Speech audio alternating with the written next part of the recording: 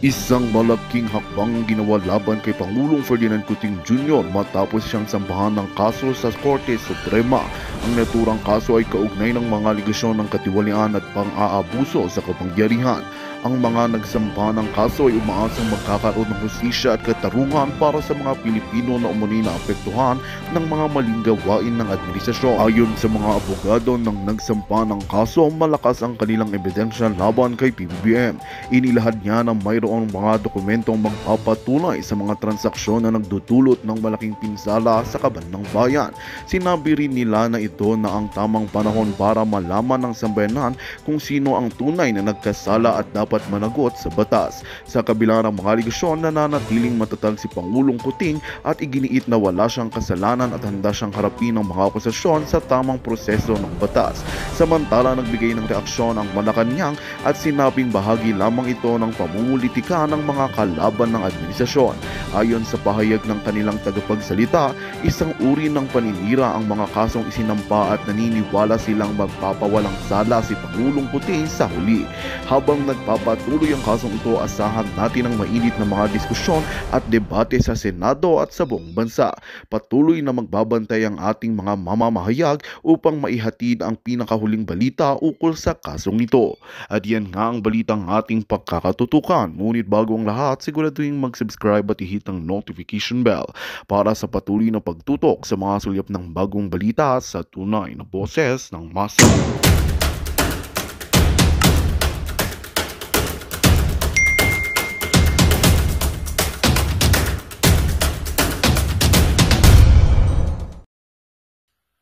Magandang araw mga kaibigan. Pag-usapan natin ngayon ang pagsampa ng kaso ng iba't ibang farmers group laban sa administrasyon ng Pangulong Marcos Jr. Ito po sa GMA Integrated News, title ng balita, Farmers File Petition versus Executive Order Lowering Tariff for Rice. Okay. Iba't ibang farmers group, no? Basahin ko lang ang ano. SINAG, yung Samahang Industriya ng Agrikultura. Next, Free Farmers Federation. Pangatlo, United Broilers Raisers Association. Then, Soro-Soro Ibaba Development Cooperative at Magsasaka Party List represented by former Congressman Argel Cabatbat.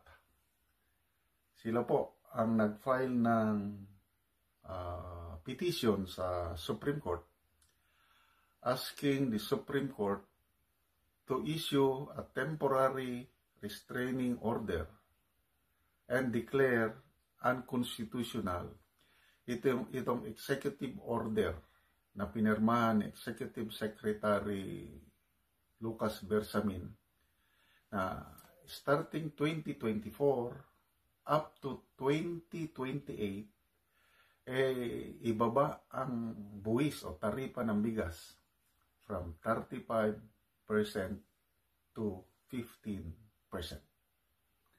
Kaya ang mga respondents, ang mga kinasuhan, una ang Pangulong Marcos Jr. Pangalawa, si Executive Secretary Lucas Bersamin. Pangatlo, si NEDA Secretary Arsenio Balisacan. And pangapat, itong Tariff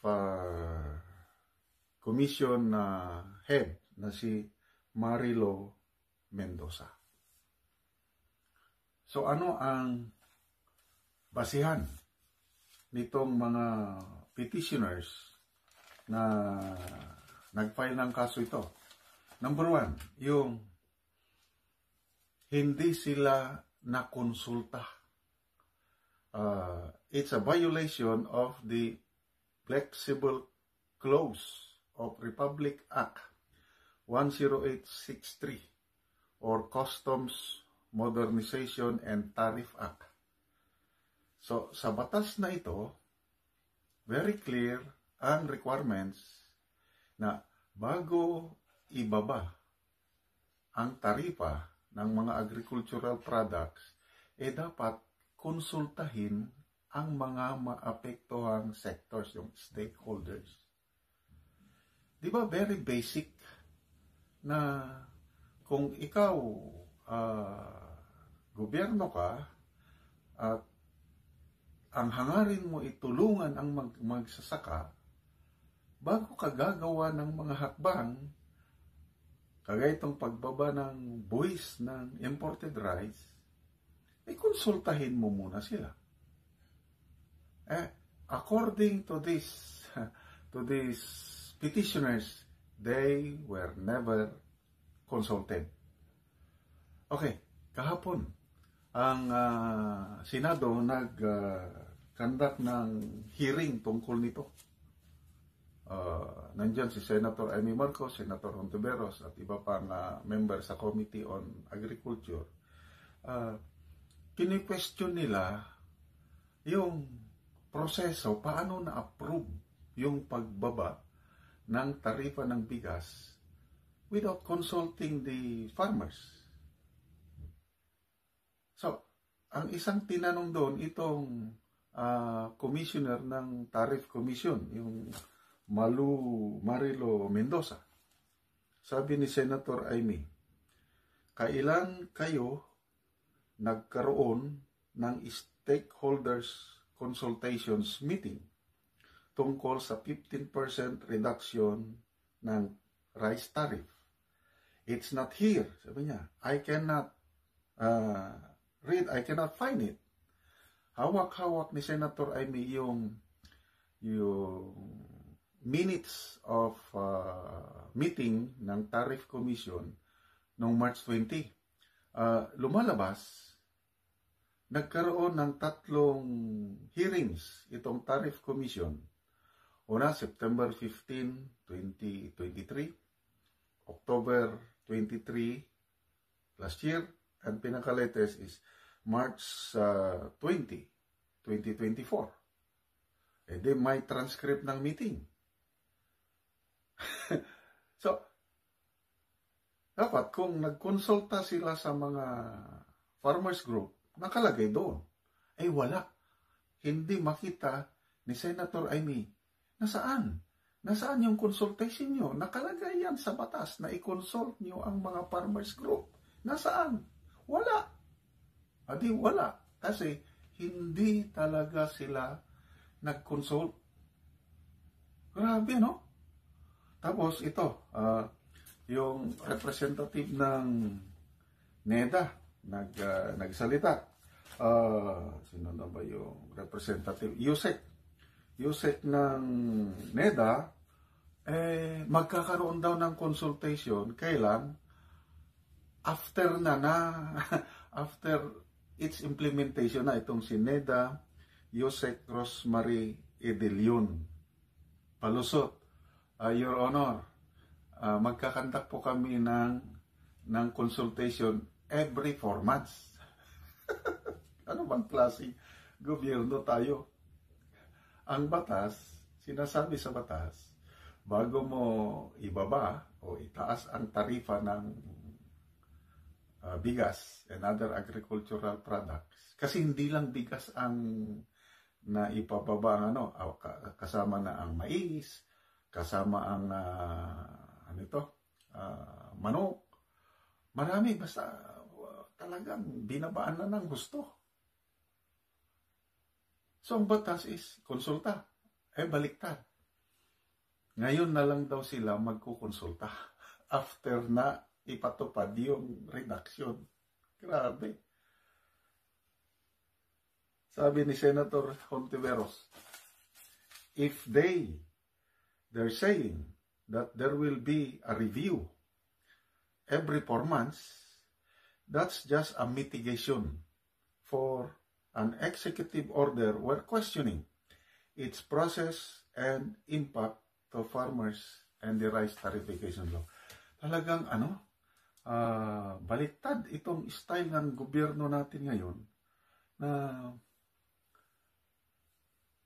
hindi na sumusunod sa batas.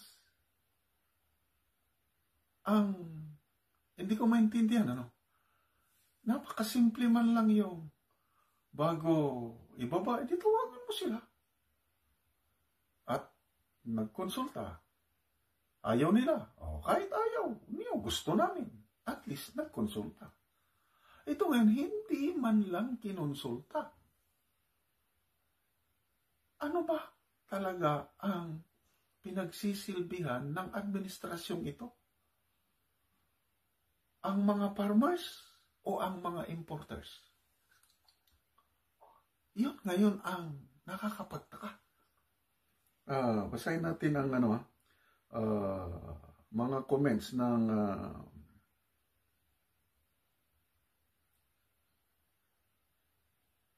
yung sabi ng the issuance of Executive Order 62 does not make our farmers more competitive, sabi ng petitioners. Rather, it is a threat to our farmers and fishers and to the entire economy. Instead of protecting and supporting our farmers, EO 62 exposes our very own food producers to unfair foreign competition. Very basic. Pinapatay nila ang local farmers and fishermen. Kasi dahil mababa na po ang buwis, happy ang mga importers. Import na yan. Dahil kakaunti na lang ang babayaran nilang buwis. So anong mangyari sa ating mga farmers? Malulugi po sila. Okay? Ito, tinanong itong si former Agriculture Secretary Leonardo Montemayor. Siya ang chairman ng Federation of Free Farmers. Tinanong niya tungkol sa, total, i-review man eh. I-review every 4 months. So, may take effect na ngayon. After 4 months, i-review. Sabi ng former Agriculture Secretary, by that time, siyempre, bagsak na yung presyo ng palay. At saka hindi tayo nakakasiguro that the review will result in ibalik ang tariff rate, yung from 35, 15% na lang ngayon, i-review. How sure na ibabalik na naman nila sa 35? Alanganin. Kaya agree ako nito. This executive order is anti-farmer, anti-fisherman, anti-people, at ang pinapaboran ng gobyernong ito ay ang mga negosyante, ang mga importers. Pinapayaman nila ang mga importers at ibinabaon ng buhay ang ating kawawang magsasaka, mangingisda. Sana ang Supreme Court paboran ang petisyon na ito para i-declare na unconstitutional itong EO na ito at magkaroon ng temporary restraining order dahil kawawa ang ating mga magsasaka. Nasaan na po ang Pangulo? Ulitin ko, nung birthday niya last year, tinanong anong birthday wish niya. Ang sabi niya is, paunlarin. Ang birthday wish niya is, ang welfare ng magsasaka is maiangat dahil last year sa paang DA Secretary. Ito ba ang pag-angat?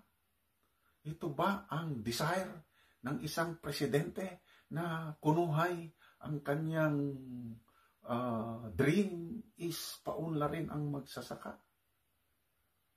Uunlad ba ang ating magsasaka at mangingisda sa ganitong paraan na napakababa na ang buwis ng mga imported na mga agricultural products? Grabe. Anyway, let's pray na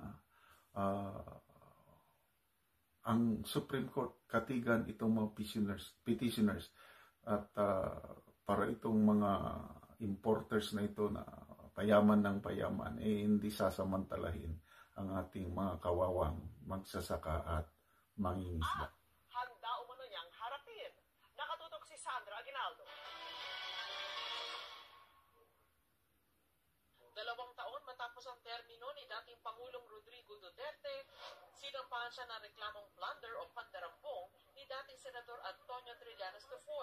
Kasama din sa inireklamo si Senador Bongo na malapit sa dating Pangulo. Sa sinumpaang complaint affidavit ni Trillanes sa Department of Justice, sinabi nitong nagsabwatan daw sina Duterte at Go para maibigay sa pamilya ni Go ang bilyong-bilyon umanong halaga ng kontrata sa Davao mula 2007 hanggang 2018. Ito ay tungkol sa mga government projects totaling 6.6 billion na inaward nila dun sa tatay at kapatid ni Bongo. Ito po ay maliwanag na plunder at lahat ng elemento ng plunder charge ay nandito sa kaso na ito. Sa tanong kung magkano sa mga inaward na kontrata ang napunta umano sa bulsa ni na Duterte at Go, sabi ni Trillanes, lahat po yun ay inaward sa pamilya. No? The way the plunder is defined by law, pagka nakinabang ka at ang pamilya mo ng ill-gotten wealth. Ano? Kasi ito, ginamit nila yung kanilang posisyon, authority at influence para mabigay at ma-corner yung mga proyekto. Maliwanag ni Trillanes, ngayon lang siya nag-file ng reklamo dahil tingin niya hindi magiging patas ang justice system ng Administrasyong Duterte. Wala din umanong kaugnayan ito sa napapaulat na planong pagtakbo niya sa 2025 elections. Alam nyo, ito, matagal ko nang ginagawa ito parang bago naman, no? Hindi. Itong aming case, you will be furnished a copy, makikita nyo kung flimsy ito at for publicity purposes. Ito maliwanag na buong-buo yung kaso na ito. Si Go ay tinanggi ang akusasyon laban sa kanila ni Duterte. Pero welcome daw sa kanya ito para matuldukan na ang issue na lagi raw nare-recycle laban sa kanya.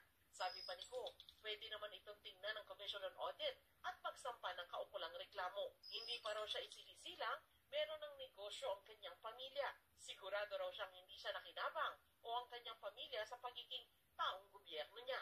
Sinusubukan pa ng GMA Integrated News na makuha ang panig ni Duterte. Pero ipinagtanggol siya ng kaalyadong si dating Presidential Legal Advisor Salvador Panelo na tinawag na publicity stunt ang paratang ni Trillanes. Malisyoso at mali daw ang akusasyon ni Trillanes. Sinusubukan pa naming makuha ang panig ng Department of Justice ukol sa reklamo. Para sa GMA Integrated News, Sandra. Okay. So, ano ang masasabi niyo mga kaibigan tungkol sa reklamo na isinampa ni ex-Senator Trillanes? Ako ay agree doon sa komento ni Atty. Panelo. Publicity stunt lang ito. KSP, kulang sa pansin. Parte na ito ng electioneering. Dapat sirain mo yung kalaban mo. Tapos ikaw, ibida mo yung sarili mo. Ganun ang style politiko eh. Maalala nyo, yung reaksyon ni Trillanes nung nag-announce si VP Sara na kakandidato ang 3 Duterte. Nako, nataranta siya ng gusto. Nag-suggest na siya na dapat mag-unite na daw ang Marcos camp and Dilawan camp para at all cost pigilan ang pagbabalik ng mga Duterte sa power.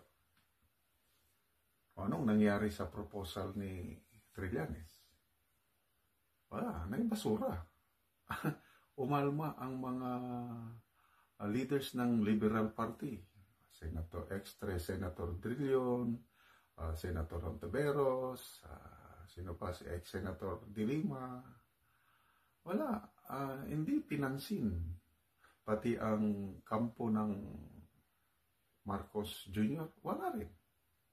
So, wala na nabutata, napahiya yung ganong proposal niya. Siguro hoping na maisama siya sa ticket kung nag-join forces ang Liberal at ang Marcos camp. So, wala na yan. So, ito siguro, nakaisip ng panibagong gimmick para lalong pinag-uusapan ang pangalan niya. At ano sa tingin nyo? Tatakbo ulit si Trillanes? Tingin ko talagang gusto niyang babalik maging senador. Okay? So, mananalo pa ba siya? Talagay ko, wala nang asim itong si Trillanes But karapatan niya yun tumakbo bilang senador at bahala ang taong bayan na humusga sa kanya. And then, karapatan niya rin yung magsampa ng kaso. Anyway, may due process naman. Isa pa. Ano ba yung mga pronouncement ni Trillanes? Sabi niya noon, by June, may lalabas na warrant of arrest galing ICC para kay by batches daw First batch si Digong. Second batch kasama na si Bato de la Rosa. And then ultimately, isasama rin si BP Sara. Di ba? Ganon ang pronouncement niya. O ano ngayon? Tapos na ang June. O July na. Wala pa naman. Salamat naman at failure yung information ni Trillanes kasi delikado, magkakagulo ang bansa pag darating na lang ang ICC at makipag-cooperate ang gobyernong ito at arestuhin si PRRD. Hindi ko ma-imagine anong mangyari pagdating ng araw na yan. Okay, so party na ito, electioneering na ito. May nakita na akong lineup ng Marcos camp. Pinost ni Third Floor Studio, sina Yusek Pam, Yusek Marlon. Nakita ko doon, kasama na si Senator Amy. Matandaan ka lang, 11 yung naipost doon. May pang-12 pa na wala question mark.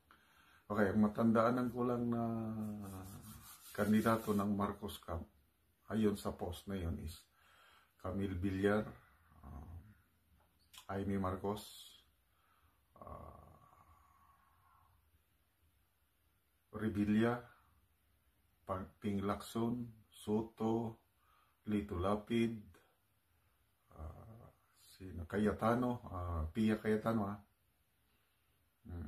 Kalimutan ko na yung iba Basta may 11 na sila at isa na lang ang kulang. Siguro, yung isang kulang, ambisyon si Trillanes na siya ang pang-12.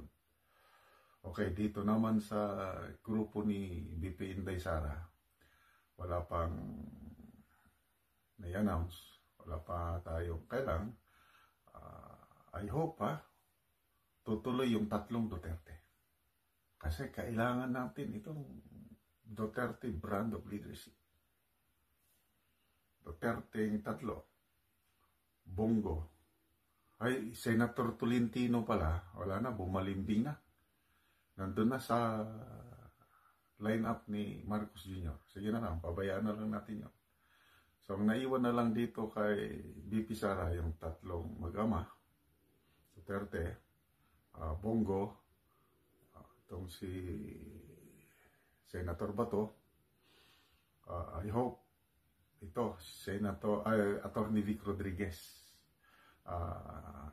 Nagkaroon na ng formal launching yung kanyang libro. At pwede nang may nakita akong post ni Third Floor Studio. Mayroon ng Viber number na yun ang kontakin yung gustong magbili. At yun na rin ay yung GCash na pagbayad. So, sa Pilipinas, pwede nang mag-order. Sa abroad naman, maghintay lang kayo sa maghintay kayo sa announcement. Pwede rin maka-order, makabili yung nasa abroad. So, good luck sa labanan ng senatorial election 2025. Magkaisa po tayo, suportahan ang lineup ng mga Duterte.